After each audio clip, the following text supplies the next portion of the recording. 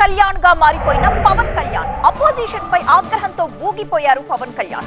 YCP మళ్లీ వచ్చినా కూడా చేసేదేం లేదన్నారు ఆయన. మీరు అధికారంలో ఉన్నప్పుడు మీ బెదిరింపులకి మేము భయపడలేం.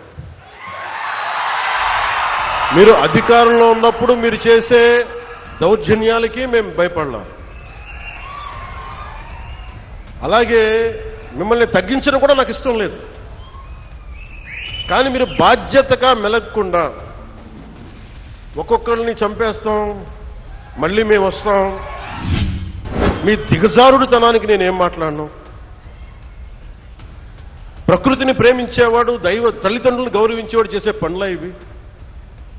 పిల్లలకి కులాలను పట్టుకొస్తామా, ఆపాదిస్తామా? వేరే దారులు లేవా మీకు పాలిటిక్స్ గురించి మాట్లాడడానికి? సిగ్గుందా ఒక్కొక్కరికి అలా చేసే వాళ్ళకి? మాకు నోరు లేదనుకుంటున్నారా? మిగతా వారి గురించి నాకు తెలియదు. పవన్ కళ్యాణ్కి అధికారం ఉన్నా అధికారం లేకపోయినా పవన్ కళ్యాణ్ ఎప్పుడు పవన్ కళ్యాణ్ లాగే ఉంటాడు. భయపడ్డాం.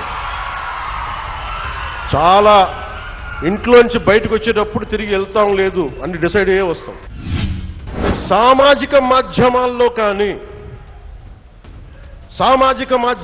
కానీ విదేశాల్లో కూర్చొని వాగే వాళ్లతో సహా ఇక్కడ కూర్చొని భవిష్యత్తులో మేము వస్తాం, వచ్చి మేమేం చేస్తామంటే వచ్చినప్పుడే మీరేం పీకలేదు, ఏం మాట్లాడతారు? ఇప్పుడు గీతలను దాటి మాట్లాడితే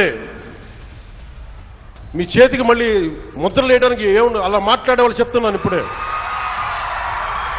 మీ చేతి మీద గీతలు తీసేస్తాం, అంత అరగదీస్తాం. గుర్తుపెట్టుకోండి. పాత పద్ధతిలోనే మళ్ళీ మేము ఇష్టారాజ్యానంగా చెడతామంటే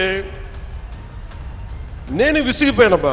ఆశయం కోసం నా ప్రాణం పోతే నాకు ఓకే, కానీ పోయే ముందు చాలా మంది తాట తీసేస్తానని చెప్తున్నా. గుర్తుపెట్టుకోండి.